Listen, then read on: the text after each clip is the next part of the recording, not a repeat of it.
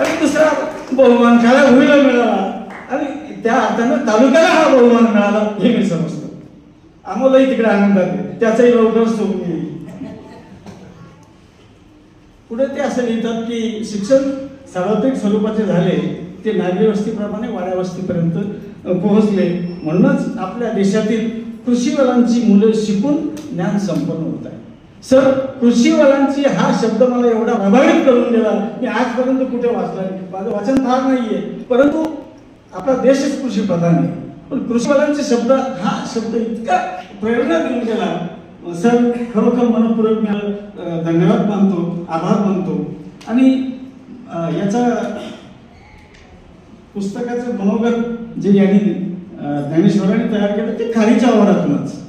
त्याचं सगळं बालपण त्या गावात खानगावमध्ये आणि त्याच्या शेतीत काळ्या